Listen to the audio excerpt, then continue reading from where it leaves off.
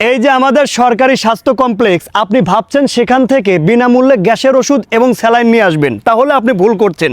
কারণ সেখানে সাধারণ একটা গজও থাকে না। আপনার ড্রেসিংয়ের প্রয়োজন যে গজটা প্রয়োজন হয় এবং স্যাভলন প্রয়োজন হয়, সেইটাও স্বাস্থ্য কমপ্লেক্সে থাকে না। আপনি যদি ড্রেসিং করানোর জন্য স্বাস্থ্য কমপ্লেক্সে যান, আপনাকে বলবে বাহির থেকে 10 টাকা দিয়ে একটা গজ কিনে নিয়ে আসেন।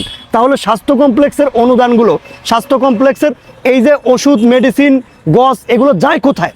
আপনার সন্তানকে, এই যে আমি বলি যে গরিব একটা বাবা, স্বাস্থ্য কমপ্লেক্স মূলত কাদের জন্য?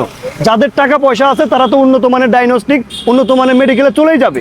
স্বাস্থ্য কমপ্লেক্স হলো গরিব অসহায় মানুষের জন্য। এই যে গরিব বাবার সন্তানকে কি যেন কামড়াইছে, একটা ভ্যাকসিনের প্রয়োজন, তার কাছে টাকা নাই, ওই স্বাস্থ্য কমপ্লেক্সেরও ভ্যাকসিন নাই। করছে কি, হাতের মোবাইল ফোন বিক্রি করে দিছে, বিক্রি করে দিয়ে 1470 টাকা দিয়ে ভ্যাকসিন কিনে নিয়ে আসা সন্তানকে পুশ করছে। আপনার সন্তানকে যদি কুকুর বিড়াল কামড় দেয়, আপনি স্বাস্থ্য কমপ্লেক্সে যাবেন, সেখানে ভ্যাকসিন পাবেন না, আপনার বাহির থেকে কিনে নিয়ে আসতে হবে। অথচ এই স্বাস্থ্য কমপ্লেক্সের ওষুধ, একটা নিউজে দেখলাম ডেট এক্সপায়ার হয়ে যাচ্ছে, মানে বন্ধ করে রাখতে রাখতে, গুদামজাত করে রাখতে রাখতে ডেট এক্সপায়ার হয়ে গেছে। অথচ সাধারণ মানুষকে না দিয়া তারা ডেট এক্সপায়ার কইরা ফালাইয়া দিতেছে। একটাবার চিন্তা করে দেখেন, এই স্বাস্থ্য কমপ্লেক্সে গেলে আমরা ওষুধ পাই না, ভ্যাকসিন পাই না, মেডিসিন পাই না, অথচ মেডিসিন ভ্যাকসিনের মেয়াদ উত্তীর্ণ করে ফালা দিতেছে।